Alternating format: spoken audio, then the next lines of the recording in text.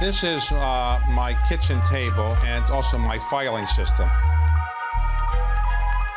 Over much of the past 3 decades, I've been an investor. The highest calling of mankind, I've often thought, was private equity. And then I started interviewing. While I watch your interviews, I know how to do some interviewing. I've learned in doing my interviews how leaders make it to the top. I asked him how much he wanted. He said $250. I said, fine. I didn't negotiate with him, and I did no due diligence. I have something I'd like to sell, and how they stay there. You don't feel inadequate now because being only the second wealthiest man in the world, is that right?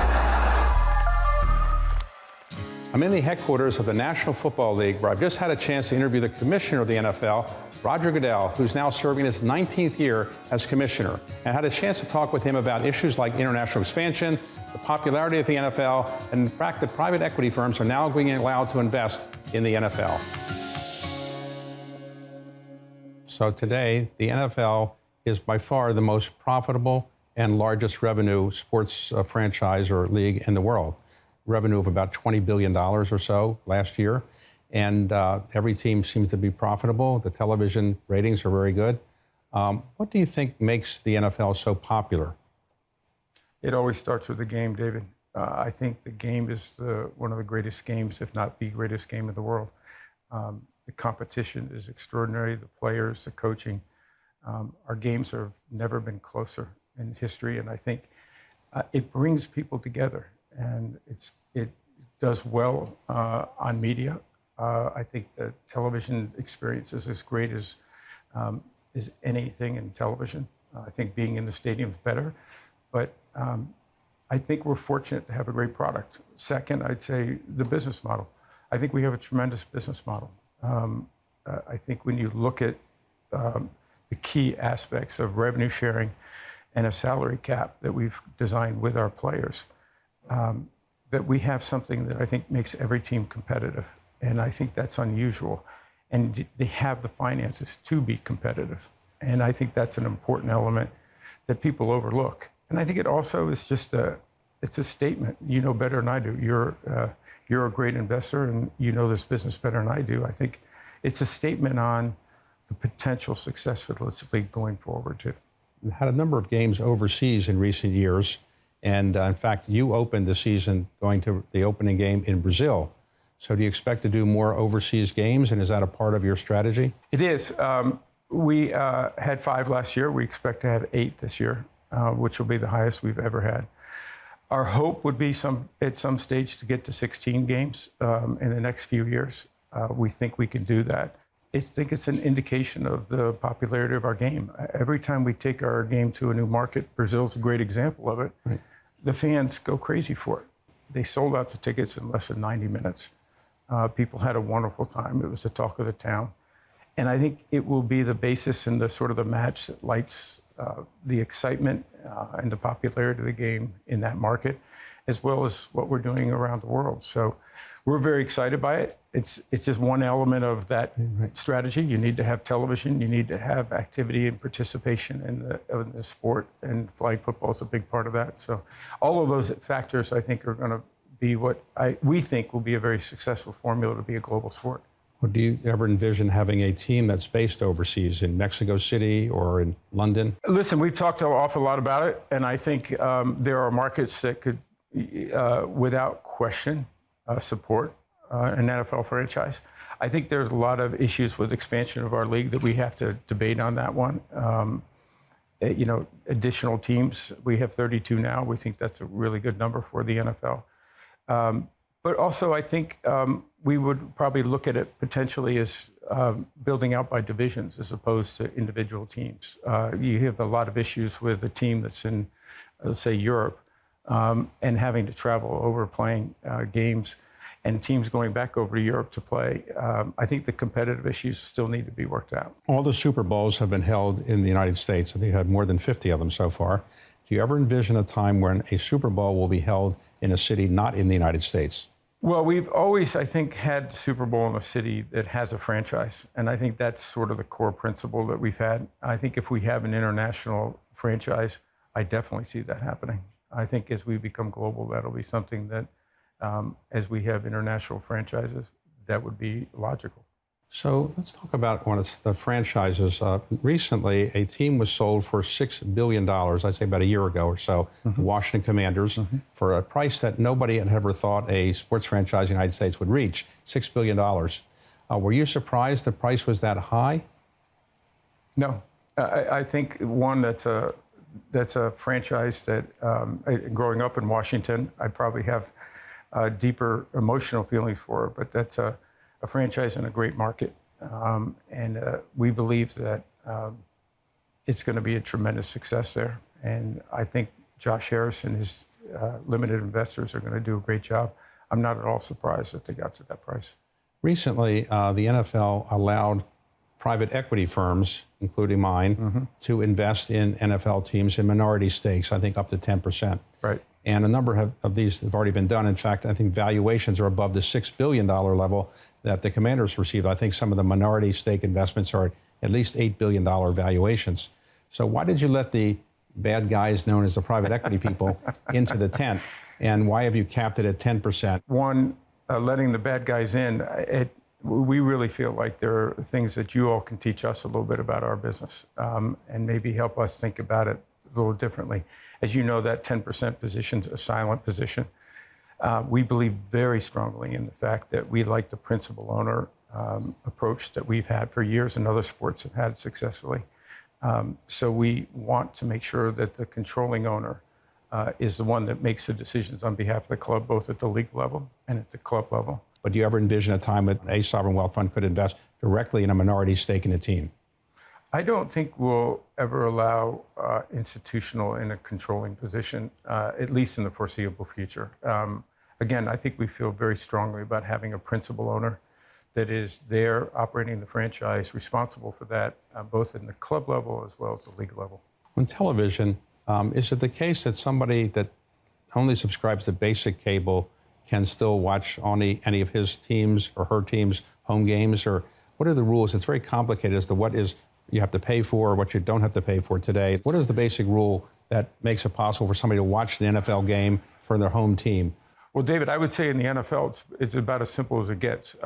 We're committed to free television for the home teams, the home markets. So not just the home team, but the visiting team. They will get their game on free television, 100%. So in other words, everybody who wants to watch their home team can watch it on basic television for free. Correct. Okay, so now you have, though, other packages where people want to watch special games or games that are not their home team. They then sign up for a Netflix package or something else like that? We have a few games that are on pay service, but we still, close to 90% of our games are on free television for everybody. Really? And I think that is something we're incredibly proud of. And I think it's led to the popularity of our game because people can access it. And we give them opportunities to see those games. We have a limited number of packages, whether it's ESPN or whether it's Netflix or Amazon or YouTube or ESPN Plus or our own network, where we have, I think it's roughly 35 games that are available, and those are pay services of some type. And they've been incredibly successful. We just had a Christmas Day game with Netflix, 2 games that averaged over 30 million people on a global basis. And those audiences are younger. We're seeing that on some of these new services. And as you know, the media business is changing. And so it's our responsibility to make sure we do what's right in the best interest of our game, to partner where we can bring more fans into the game. And so I think we have a nice balance, but we're still very reliant on our original partners who are network partners. And what about the Taylor Swift effect? Some people say that Taylor Swift is bringing more fans in because they want to watch games, and other people say that she's getting as much attention as her, I guess her boyfriend, who's a player for one of the teams, the Kansas City Chiefs. So has it had any impact on the NFL, or not really that much? No, I think it has had a positive impact. Listen, the most important thing is that 2 young people, Travis Kelce and Taylor Swift, seem to have a wonderful relationship. And they're both incredible people, which I've had good fortune of getting to know. But we just wish them well. But as far as what it's done, I think, it's brought more interest into our game. Taylor Swift is one of the greatest entertainers in the world today, and I think has a tremendous following. And the fact that she likes football, I think, intrigues other people and causes them to be interested in the game. Okay. That's all a good thing. Now, in the United States, the biggest sporting event every year is the Super Bowl. Mm-hmm. What is Super Bowl week like for you? You have to kind of go to the city. You have to deal with everybody. You have to be polite to everybody. You can't get upset with everything. But is it just a lot of tension in that week? And do you make the decision on what city you're going to have the Super Bowl in and who the entertainment's going to be? Let's start with the selection of it, because it usually happens 5 years out. It's actually a process we go through to select the Super Bowl city. The owners ultimately vote on that and select that city. And then our staff works with that city for roughly 5 years to get ready for the Super Bowl. Super Bowl week is gotten bigger. It starts earlier. It now starts on Monday night with a big media event. And it's an incredible event that we think is a celebration of football on a global basis. It's a hard week because you're pushed in a lot of different directions, but I couldn't be more honored or more privileged to do it. And it's excitement. And when we have 200 million people watching the Super Bowl, which is what the number was, that's an extraordinary impact and an extraordinarily event that you have a lot of responsibilities to pull that off successfully. So do you get people who say they knew you from high school calling up asking for Super Bowl tickets from time to time, or you never get that? Yeah, I get that a few times, yes.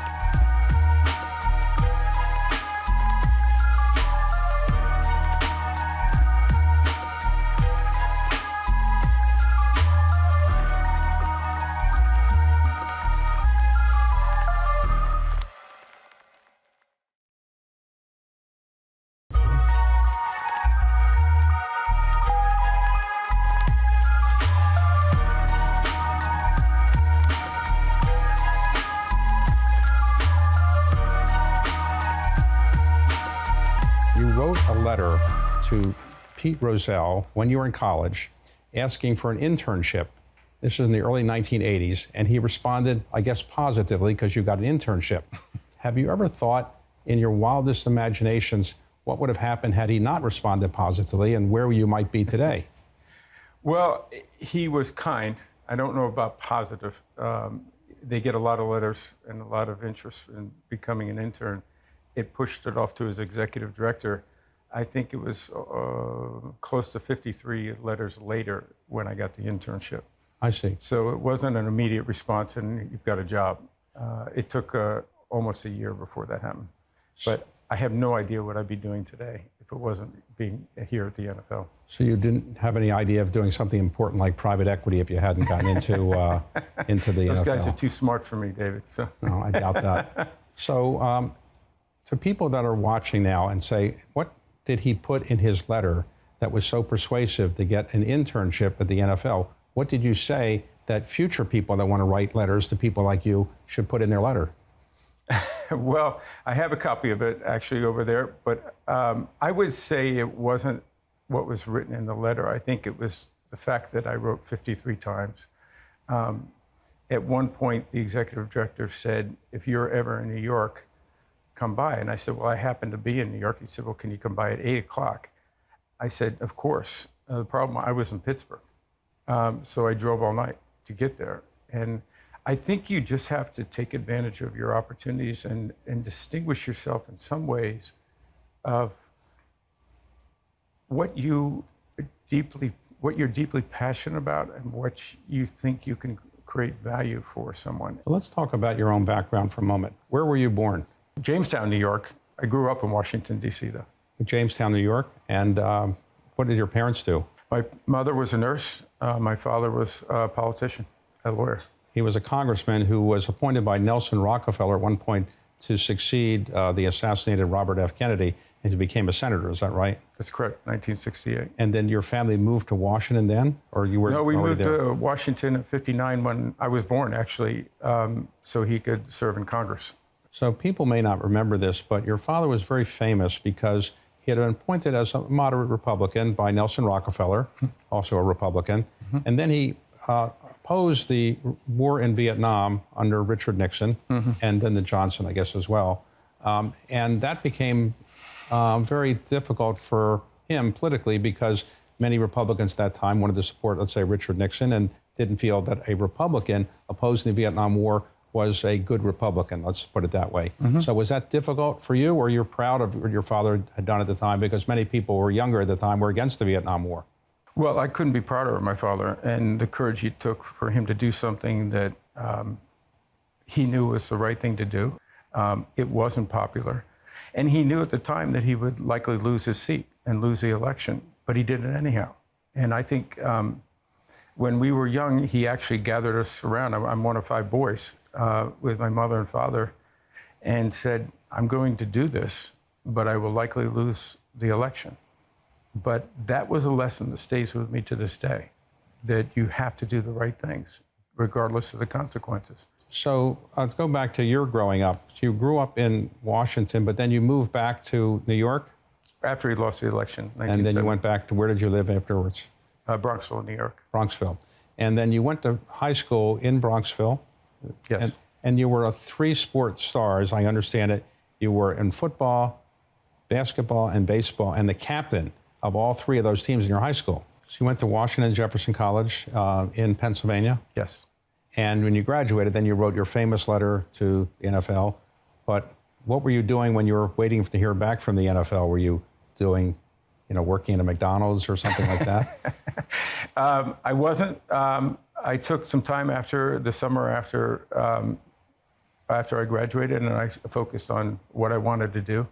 I eventually, because I did not hear back from the NFL in a positive way until I think February of the year after I graduated, I worked in the steel industry briefly. I worked for Jones and Laughlin Steel, which was a good experience for me in a management training program. Okay, so eventually you get the job at the NFL. You work for, then the commissioner was Pete Rozelle. Yes. Who was the longest serving commissioner.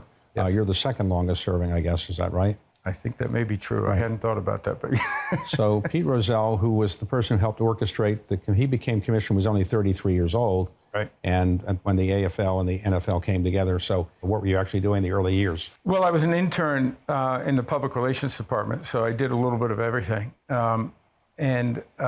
I guess maybe my 2 big breaks were the Jets at one point needed an intern late in the preseason, and they asked if I wanted to go over and do that. And so I had a chance to be with the Jets for 1 season, and it was a remarkable experience for me. To be on the club level and understand what they go through, it's different than what we do in the league level, and it was incredibly valuable experience. But I went back. After the season, I was actually asked by one of the coaches, the defensive coordinator, Joe Gardy, to stay and be an assistant coach. And I decided I wanted to go back to the NFL, even though I didn't really have an opportunity there. I was still an intern for another 1.5 years. I thought it was the right thing and what I wanted to do. Pete Rozelle was a hero of mine, and I wanted to work for him, and I thought the NFL played a really important role in society, and it had a great future. So you ever thought if you'd stayed with the Jets, you could one day have become a football coach at the NFL? I could have. I probably wouldn't be with the Jets anymore after as you know, their tenure doesn't last very long. So I think I made the right choice, David. So in 2006, you became the commissioner. Yes. And so now people are probably wondering, what does the commissioner actually do? It's a great title, the commissioner, but it's an awkward position in the sense that you're employed by the owners, but you have to sometimes penalize your employers. In other words, if they do something wrong, you have to fine them sometimes, and sometimes they're not happy with you. So how does that work when you have to please the people who are your employers, but also sometimes you have to fine them? Well, I always say, just don't get 24 owners in one day pissed off at you. That's one thing. Right. But I think the real issue here is, yes, you're hired by the owners, they select you. But I think the commissioner's ultimate role is to protect the integrity of the game and to grow the game. And that happens by balancing a lot of interests, including players and coaches and owners and partners and the general public and our fans.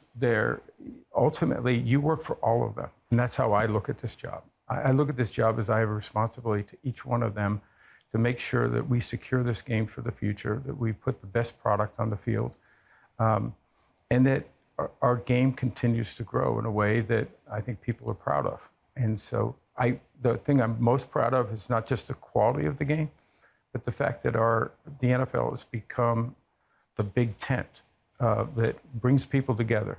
And ultimately, I think it's one of the few things that does bring people together in today's society.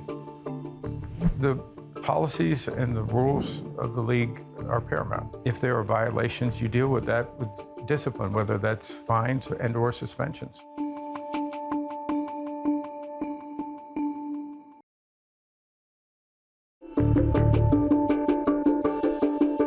So when you're a sports fan, one of the pleasures of being a sports fan is you get to root for your team.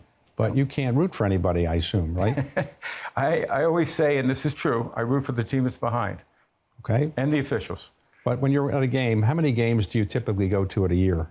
Roughly 25 to 30. All right. So when you go to a game, everybody's watching you.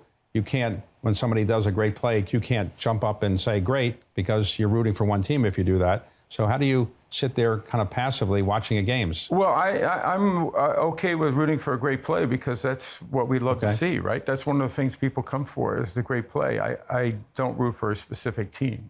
And do you ever go in the locker rooms and talk to the players or see the players, or you try to avoid that? No, I try to see them probably well before the game.